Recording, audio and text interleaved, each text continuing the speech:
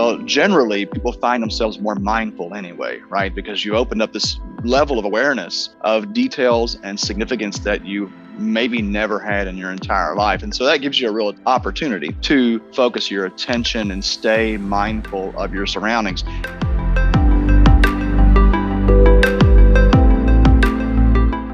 If you don't have a community, if you don't have therapeutic support, or you don't have a coach or someone there helping you stay on track, then it's very likely that you're going to get off track again. And I've seen that time and time again.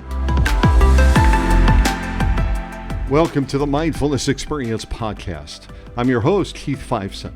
Our guest speaker on this episode is Mr. Eric Osborne, an experienced psychonaut who has spent years studying the power of psilocybin mushrooms as a tool for spiritual exploration and self-discovery.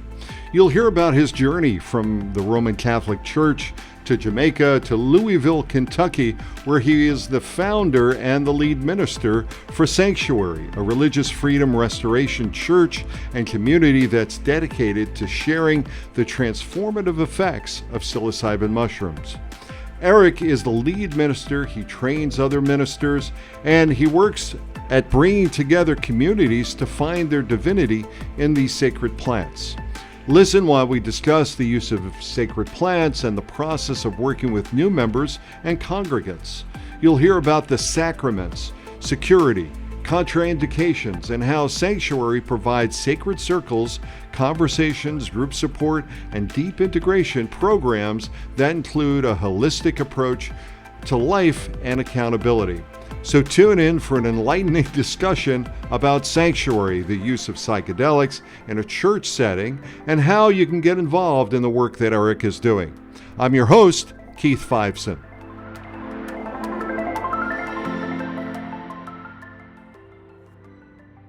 Hey.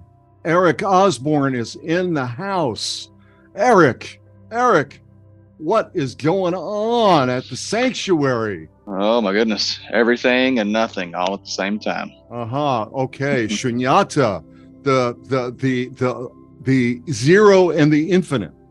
Indeed. Oh man. So like Eric, not everybody knows about what you're doing and about this whole area of, it's really kind of based on the RFRA, the religious, the Religious Freedom Restoration Act. Is that Correct. it? All right, Correct. great. And you're like a trailblazer in some way, I think, based on looking at the psychedelic field. Can you, like, what are you doing and how are you changing lives? That's like a big question here. And I want to start out with that big question because that's one of the reasons why you're here, because I believe that you are doing something unique and you're changing lives. So can you tell our listeners a little bit about who you are and what you're up to? Yeah, it is a big question. I have been working professionally with psychedelics and other mushrooms. I had a gourmet mushroom farm. I've had several mushroom farms actually for going on 24 years now. In 2013, I started the world's first public psilocybin mushroom retreat in Jamaica. After 7 years of operating that, my wife and I moved back from Jamaica to start Psanctuary, which is a psilocybin-based church, a sacred mushroom church. And you mentioned the RFRA, and that's of course a component of it. But our work really goes back before recorded history. The oldest cave paintings depict psychoactive mushrooms. So this is absolutely something that has been a part of human spirituality and contemplative practice, frankly, for as long as there has been historical record. And over the years, I've worked with well over 1,000 people. I have seen so many lives changed, really miracles through the mushroom. But I've also gained a balanced perspective on what psilocybin is capable of. It is right now it's being touted as kind of a mental health miracle drug. Right. And I really want to help people understand that is far too simplistic of a perspective. Wow. So you've got 24 years of background, 24 years of experience, and you had this, you started out kind of doing this in a retreat format over in Jamaica, you said. And what was that? Myco Myco meditations. meditations. Is that what it was called? Mhm. Oh, great. Correct. And that was for retreat goers who would go there and they'd go ahead and travel down to Jamaica. I love Jamaica. And I can't imagine that you'd really want to leave Jamaica. Why did you leave Jamaica and why did you come to the US to go ahead and get this thing going? Because I wouldn't be leaving. I'd be in Jamaica, man. If you lived and did business in Jamaica, you might think differently after almost a decade. I spent 10 years going to Jamaica as a lover of the culture prior to starting the retreats, and it was with friends there. It was with friends there that I started the retreats, and I was very involved in the Rastafarian movement and Ethiopianism, and that was kind of my gateway into Jamaica, and spent quite a bit of time there just exploring the culture. And I have a deep appreciation for the culture. I think ultimately, though, what led us to come back to the U.S. is because our work in Jamaica kind of evolved out away from the spiritual approach. When we started the retreats, Michael Pollan had not yet written his book. And when he did, fortunately, more people became aware of the wonders of sacred mushrooms. But that also brought with it a lot of assumptions and kind of baggage from the medical community, if you will. And so, people came to Jamaica and were, frankly, many of them were looking for that fix-all. And it afforded me a wonderful opportunity to introduce many staunch materialists to the spiritual world, because very frequently I would work with scientists and, people from NASA and all kinds of backgrounds, CIA and all kinds of backgrounds, who did not have a spiritual perspective, and then they would have a mushroom experience that it was just ineffable. And and very often it challenged their lifelong perspectives on what it meant to be human. So I had a wonderful opportunity kind of backtracking into spiritual work with people who came for mental health help. But what the research clearly shows, and what I have known for so very long, is that the mental health benefits are from the spiritual experiences. So the more mystical the experience, so to speak, then the longer the lasting benefit for mental health. Okay, so here you are. You're in Jamaica, and you've got these retreats going, and people are going down there. They look at the retreats, and they don't necessarily see them as spiritual retreats. Right. They kind of think, okay, hey, we're going to have a rave. We're going to go down. We're going to party. No, not party or rave. No, I mean, I was working with people who were severely suicidal. I've worked with individuals who have, I couldn't tell you how many people said to me, if this doesn't work, it's going to be a gun when I get home. Really? Absolutely. Wow. Some life or death, very real situations down there. Very, very seldomly did anyone ever come expecting to party. There were a couple that we had to kind of, set straight. And I'm all for a good time. Don't get me wrong. Mushrooms have a wonderful ability to lighten the load, and there's a great joy that comes with that. But it's very, very serious work. And there is absolutely the potential to further traumatize people. This is so delicate. That's one of the things that I'm struggling with in the current psychedelic movement, is it's being anybody and everybody is, doling out psilocybin. And there's a reason why in shamanic cultures that you had to practice under an established shaman for at least 10 years before you were able to administer yourself, and I worked privately with mushrooms for well over 10 years before I decided to start these retreats. And it was actually, I didn't decide to start these retreats. It was told to me in the mushroom space, this is what you're going to do. And I resisted, but they persisted. So this is down in Jamaica. So when we look at Jamaica, I mean, many people, if they're going down to Jamaica, they go to hedonism, they go down, they have a good time. They think, okay, we're going to have, we're just going to, hey, Rastafarians, ganja, come on, man, smoke it up. So here it is, though. You're setting up a real retreat that really helps people remember to go ahead and reconfigure, reboot, reset, reframe their relationship with trauma, their relationship with their ability to deal with trauma. And you're doing that, and you're looking at it and you're saying, okay, well, maybe we need to do a little bit more. So that's the reason why I you guess kind of came back, or you're in Kentucky. Like I said, the direction of MICO went much more into the clinical way, mode or operating, and that is not how I understand or experience psilocybin. This is purely a spiritual experience. The Johns Hopkins and all that is happening there, I'm so grateful for it. It's done a lot, like I said, to expose people to the wonders of this medicine. But it just really sets people up for a misunderstanding of what the experience is like. And there were so many times, I've been thinking about this a lot lately, there were so many times that people would come on these retreats and they'd come out of their mushroom session and they would say to me, Eric, I didn't know you were starting a church, but I'm a convert. So what Psanctuary allows us to do is lead with spirituality first. And that is what I know from all of my experience. I know that sets people up for the greatest success and the closest understanding. Intention is the rudder of the ship. Yeah. Yeah. Well, I think that's setting the whole thing. Setting the set and setting. Yeah. Yes, 100%. But there's, again, that is very generalized, and there's so much that goes into the setting and the intention. After all these years, my work with the mushroom is my intention is give me what I need, because I don't know what I need. A lot of people go into the mushroom experience, especially as they're young and coming into it, or they're new to it, they're fresh to it.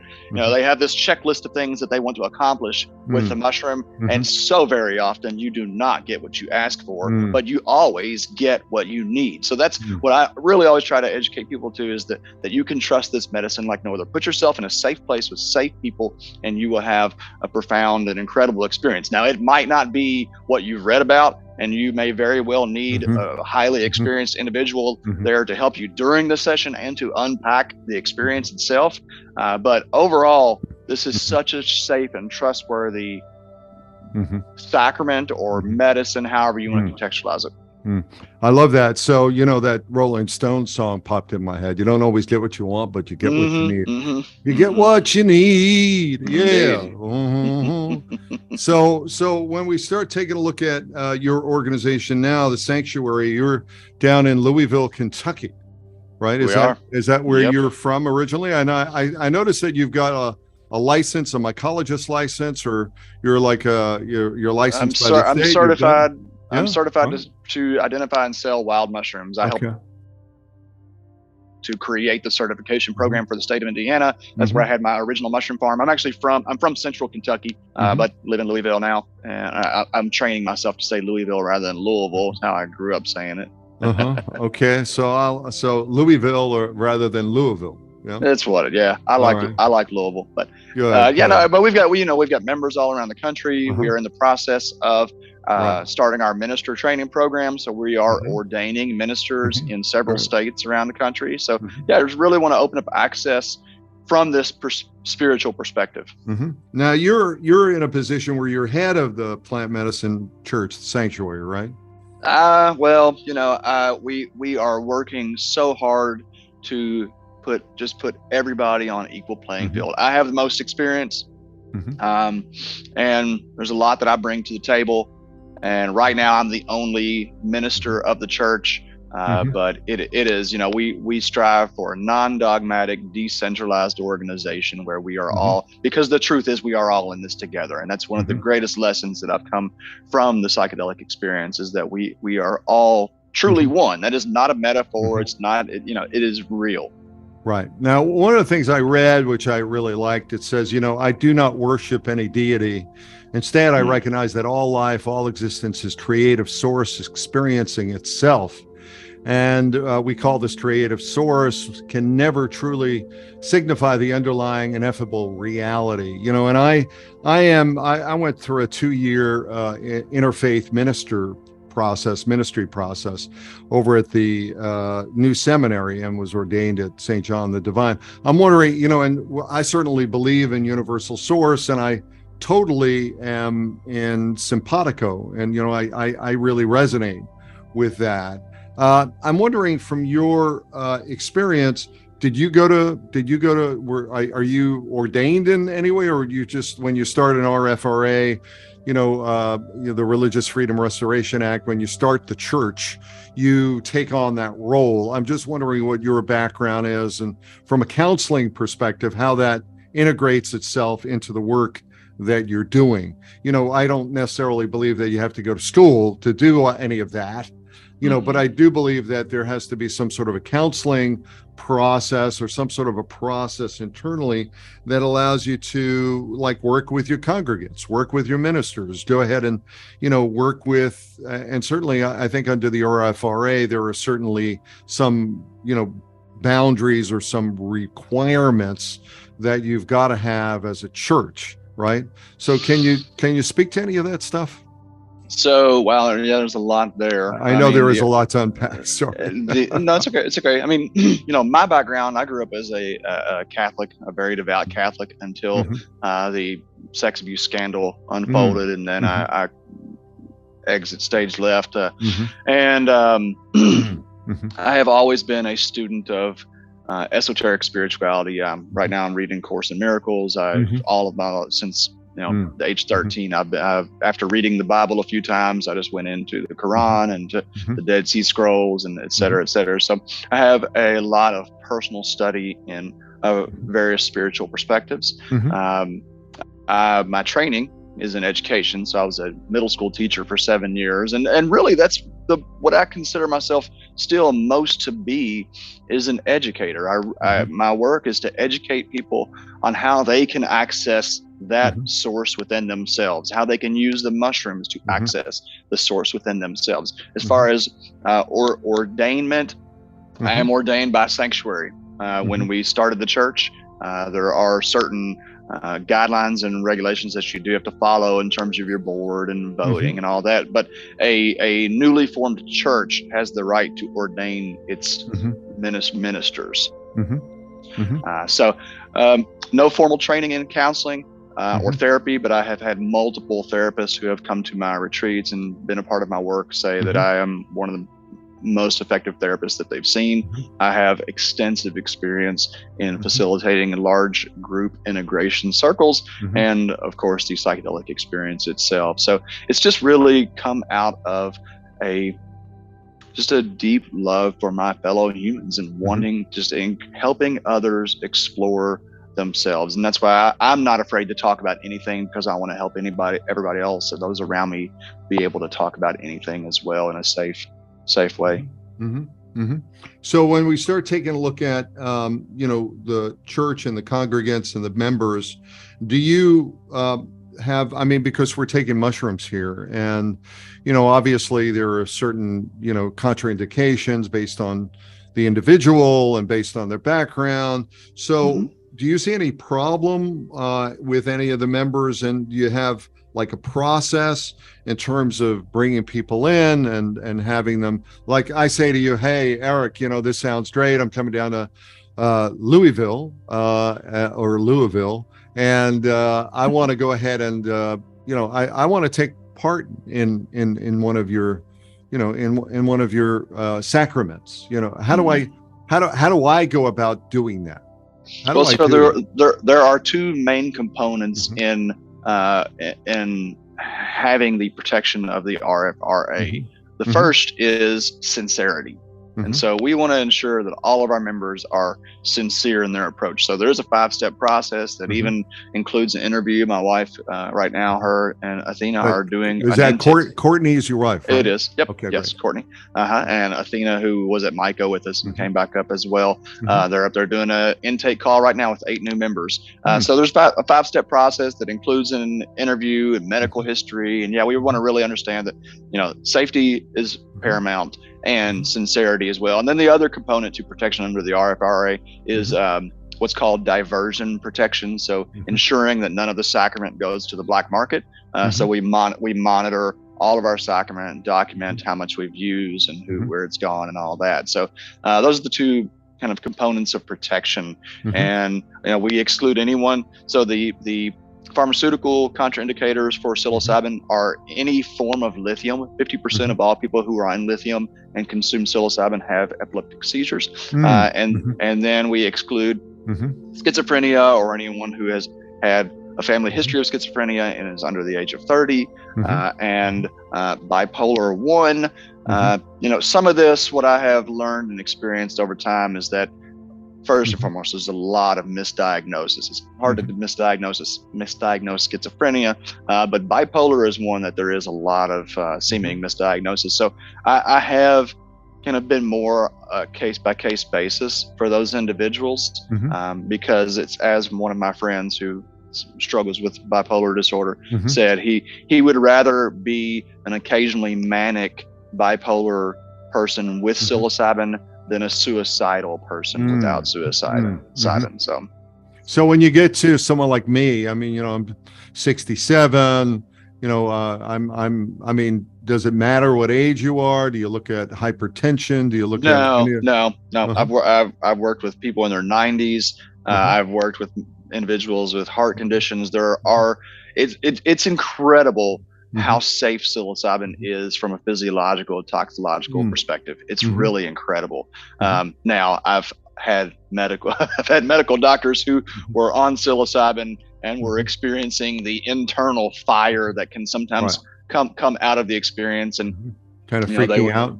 Yeah, they were sure they needed their blood pressure checked, and so it's I found myself in a very interesting position educating medical professionals on psilocybin. So another thing you said was by communing with sacred mushrooms, we're able to more closely encounter this innate divinity and gain greater awareness of the perfection and glory of the universe in which we dwell. What does that mean for someone like a doctor who is kind of coming in? I was talking with someone the other day, and they were talking about how much they're in their head and the science of it, and sort of like looking at, and they freaked out. They just as in this case. So you were talking before about people that came down and had these mystical experiences. So really, kind of walk us through. Kind of, okay, we've done the intake, we've done the interview. Courtney has us on the phone. I'm part of that group. All right. And you say, okay, Keith, you look like a good member for our church. Why don't you join us? Here is the event we have. Tell me a little bit about that, because, I'm personally looking forward to getting on that plane. Come on, Eric. So it depends on what event. It depends on what event you attend, honestly. So we have an upcoming event called a subtle sacrament event. So this is basically a microdosing hike where we just take low amounts of psilocybin and engage with nature. And then we do our deeper dives, which it's challenging to convey the process that I go through with an individual when everyone is different. I have to get a read on the people, kind of gauge what their sensitivity is. Psilocybin is not something that can be administered in a milligram per kilogram body weight, despite how it's being done within the medical community. Usually we have, for the deep dive experiences, we have 2 experiences over the course of 5 days. And that gives us an opportunity to, especially for newcomers to the mushroom, to gauge their sensitivity. That's really important to know going in. Some people, need really big doses. Some people just need a very little bit.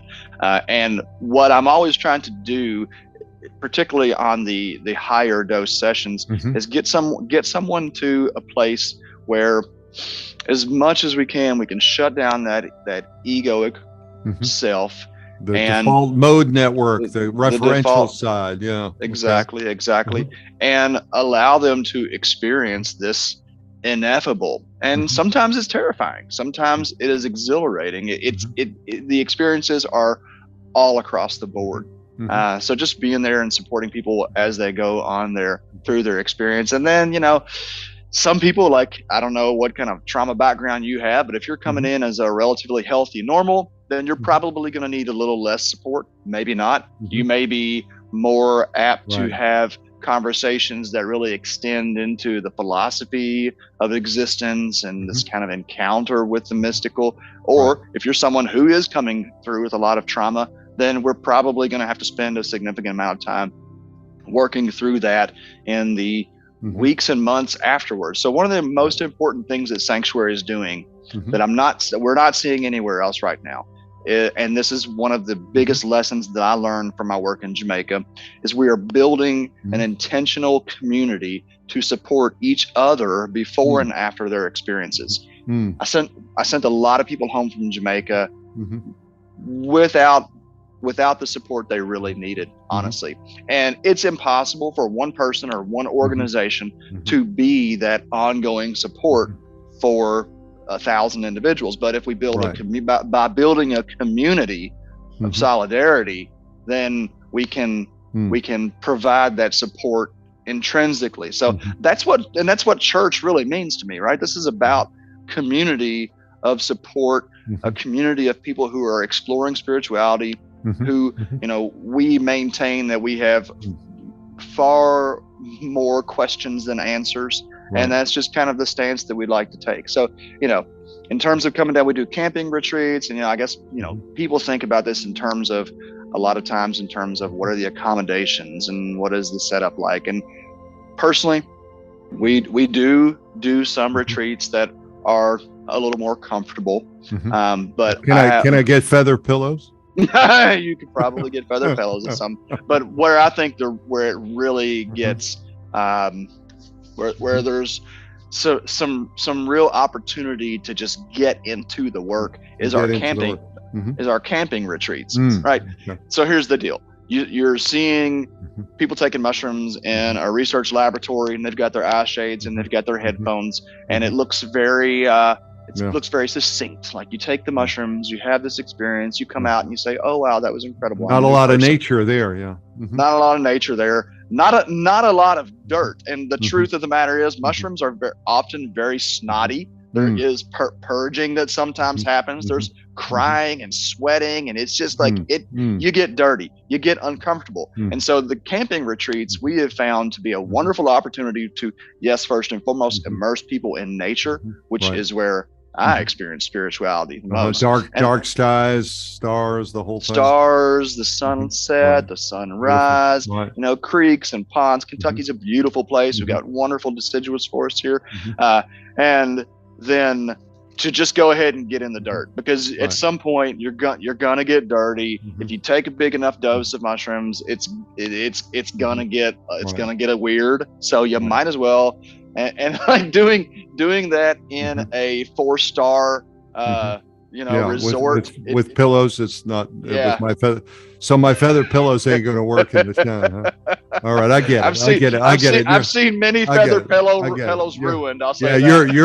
You're getting an opportunity to reframe my reality. That's good. I get it. So listen, my background, this is the mindfulness experience. So that's the name of the show. And, we get into the whole idea of psychedelics, the whole idea of consciousness. And, from the standpoint of meditation, from the standpoint of understanding the neuroscience of things like breath work, heliotropic breath work, we look at Stan Groff, what happened with him, understanding that you don't necessarily need psychedelics to go ahead and move to a state of altered consciousness. For sure. But psychedelics is sort of like the express lane. And then if you're able to go ahead and integrate it, if you're able to do the things that allow you to go ahead and change your mind, like Michael Pollan talked about, the ability to go ahead and reset, reset, reframe your perspective or your relationship, let's say, with trauma.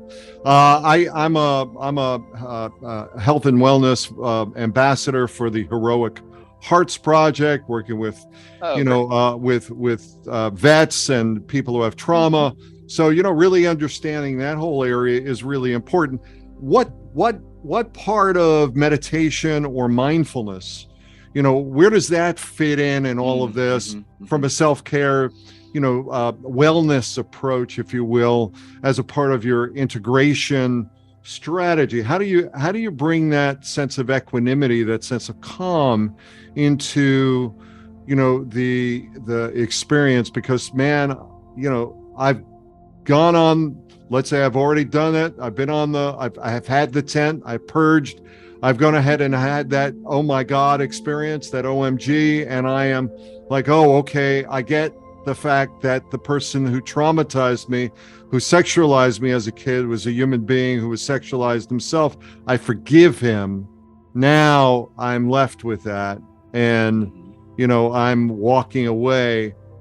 What's, like, what do I do with that? How do you work with that kind of, and I use that as an example, but, and we all have trauma. I was, in the Army myself. I'm a vet, so I understand, what that's all about. But tell me about your perspective, because it sounds like you've got a container to help manage that. And that's, as you say, that sounds different. So what does that look like? Yeah. Well, so for me personally, psilocybin, it more than expedited my meditation process. And there's two aspects that I kind of understand this through. One is within the experience. So within the experience, there is the potential for it to be, like you said, kind of a fast lane. But I think that what's more valuable is that you can't get out of the experience until the time is up. And so when you're meditating, when you're going into these deep states, unless you're highly focused and you've well trained, it's so easy to get distracted, right? And with mushrooms, you're in there. You can holotropic breathing. If it gets too rocky, you can just check out. Mushrooms, that's not the case. So there's a lot of benefit there, and that creates also some risk for when it gets too rocky if you don't have great support. So you've walked into the hall of mirrors. There you are. Yeah. Now, okay, so afterwards, meditation, mindfulness. Well, generally,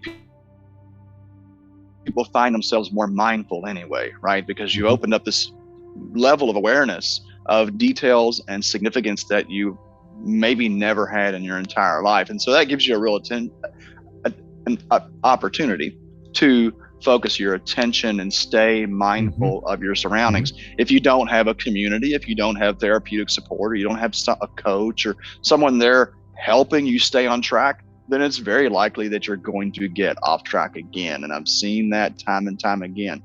For me personally, where I find the integration value of meditation is more, I experience it personally more from kind of like on the level of meridians, if that makes sense. And so what I understand psilocybin to be from an experiential level after all these years, the most simplified way that I can describe it is that it is a fire hose through your meridian system. You open up your channels to so much energy, and that energy moving through, unblocking the stuck stuff is so much of what the somatic trauma. Yeah. Right. It's so much of what that experience is about. So I find that in meditation, after my psilocybin experiences, and just generally now, that I'm much more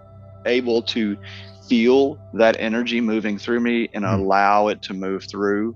I am a almost daily meditator, and it is a way for me to continue touching the awareness that was brought into that experience. And if I am disciplined and doing that in the mornings, then I'm able to take so much of what I learned through my psychedelic experiences into my day. The realness of oneness. So let's go back, though. I want to go back to, I've done the journey. I'm a part of the circle, and I'm a part of the community. Do I get like the ability to, or do you teach or provide instruction or circles around my ability to stay in a window of tolerance? So, there's that whole idea of I can be hyper, I can be hypo, this experience is going to defrag me. It's going to defrag my ego. It's going to upset my ego. I'm going to look at I'm going to look at whatever trauma is there. And now I come back to the real world. Like, my ego has been defragged. How do I reassemble? How do I reconfigure? How do I go ahead and, discharge or integrate, in this particular case, integrate the stuff that came up for me? Where is that, where's the conversation around that? And do you provide ongoing programs or ongoing classes or ongoing community circles? Where does that come in? And is that the space that I get to download and share and kind of breathe in what's gone on for me? Is that what happens? It is very much so. So tonight I'm actually leading a sacred circle that is kind of a community open. It's open to the public, not just sanctuary members, but anyone that wants to come in and first discuss, integrate any psychedelic experience that they've had, and then secondly, just to talk about whatever is on the mind of the people. We offer on Sundays. We have our 2-hour Zoom service, which only 30 minutes of that is actually a service. And then 90 minutes of it is conversation based around either the text that we're reading, but also focused on integrating past experiences. So very often people will come in and share an experience that they recently had and ask for insights from the community. We are doing our cleric training, which the cleric training is actually, it's a pretty deep dive, at least from a virtual perspective, into integrating and applying the lessons that we learn through psychedelics to be a support to others in their psychedelic experience. We are, one of the things that we're really adamant about bringing to the table is expanding the conversation around integration. Right now, integration is kind of treated like more talk therapy. We're in the process of developing a pretty I think it's going to be an incredible program that is more holistically focused. So we're going to have, we have a musical genius who's been studying music theory for 30 something years, Bill Prossman out in California. We've got some Tai Chi instructors. We've got some mindfulness instructors. We have some nutrition instructors that are going to come in, and we're going to offer a holistic program around integration, because integration it's the entire self, right? It's not just if we sit and talk about our experiences and maybe gain a little bit more clarity on what they meant or how they can be used. That's great, but it just doesn't stop there. And so the accountability is crucial, and having community where you say, hey, I'm going to show up. And then when you don't show up, someone's checking what's going on. Good. Yeah, we, I don't know if you read the book that I wrote, The Mindfulness Experience, 8 Strategies to Live Life Now. It's about integrated health and wellness. And it really is about the mind, body, the spirit, the ability to fuel or have the right nutrition, have the right sleep.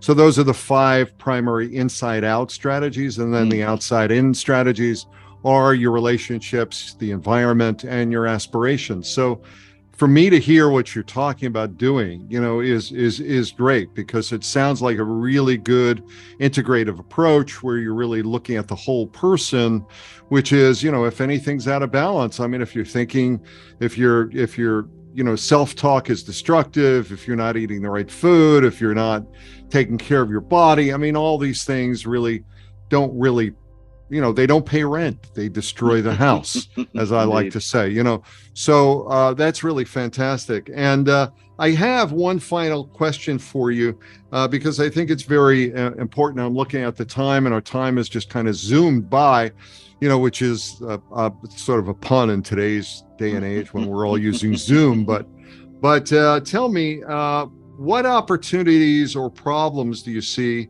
with the current renaissance of psychedelics and the medicalization of psychedelics? Because I'm very aware of that as it relates to, we're taking these sacred plants, you're providing or looking to provide a very sacred approach to it. And yet, as you talked about, not being on a tent, not being in a tent or in the outdoors and not being with nature may be one thing, but then being in an office and being, whether or not it's on an IV or having shades on or whatever it is a totally different thing, with 2 therapists standing by watching you and, I'm involved in this whole, in the whole psychedelic assisted therapy provider kind of program over at the Integrated Psychiatry Institute. So, and I'm at the same point looking at it and wondering from a mindfulness viewpoint, like, okay, like, is this going to be, where are we going with this? Because, are we throwing the baby out with the bathwater?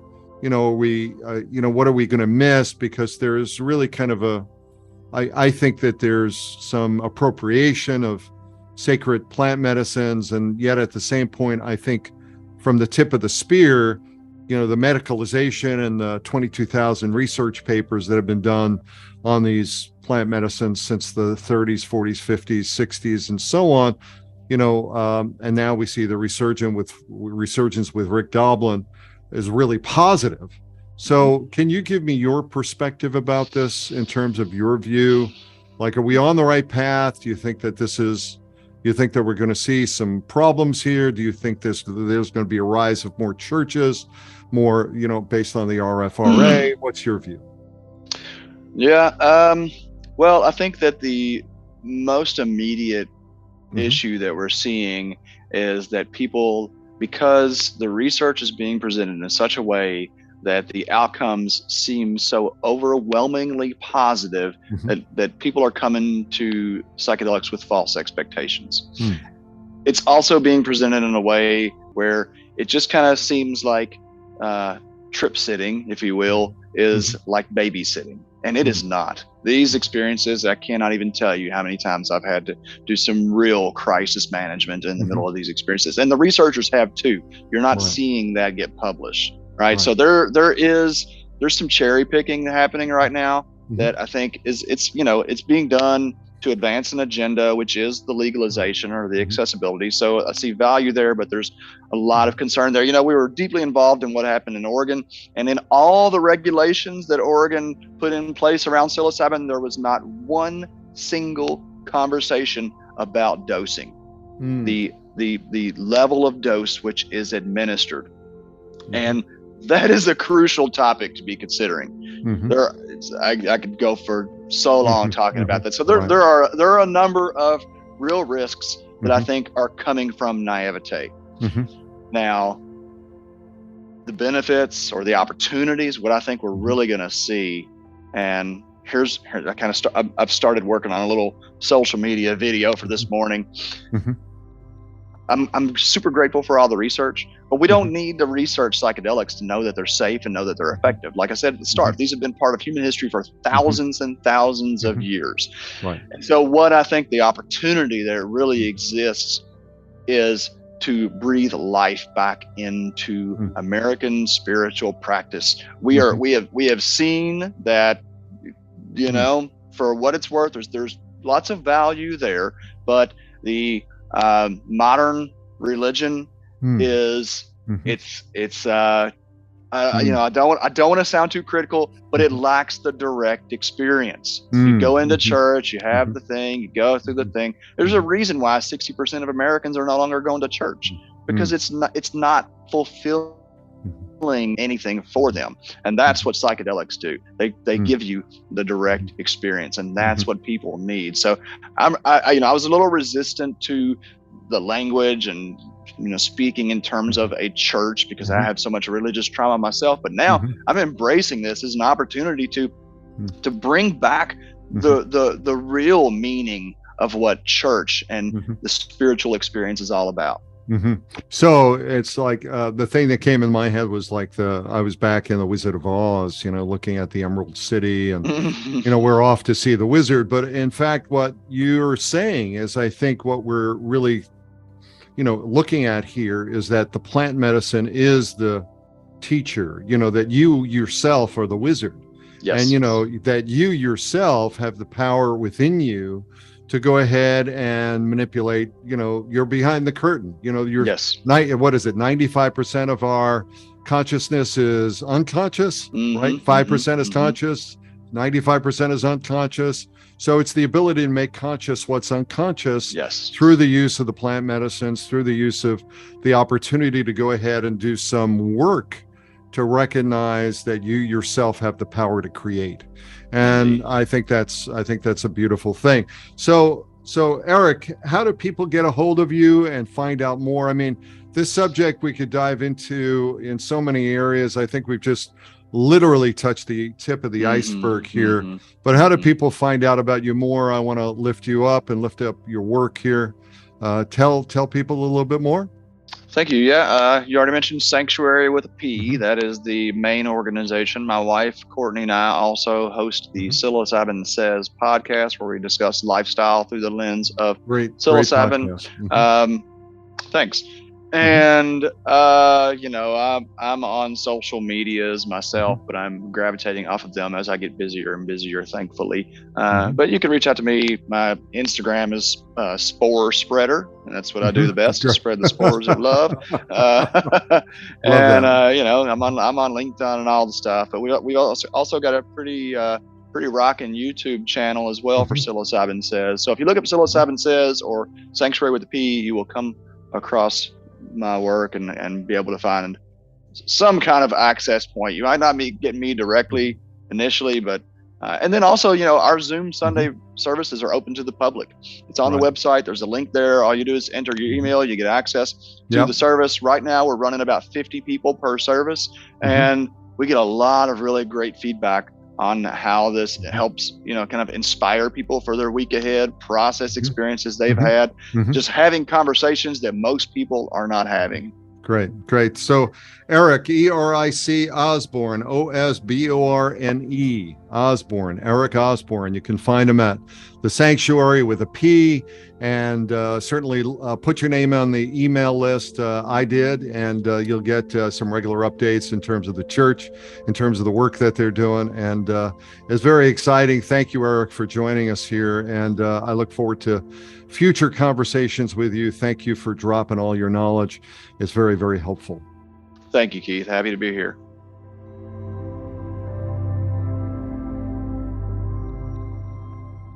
Thank you for being a part of the Mindfulness Experience podcast. I hope you've enjoyed this interesting conversation and the insights from Mr. Eric Osborne.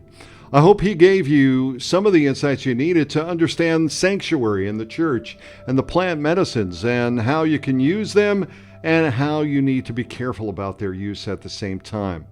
We have other exciting guests coming up in the next few weeks. I hope you follow the podcast, you connect, you leave us a review, and you suggest topics. I'd love to hear from you. I love hearing from you. Connect with me on social media. Visit my website at workmindfulness.com for more mindfulness experience moments, me moments. And I want to thank you very much for listening and being a part of the podcast. I hope to see you on the next show. Take care.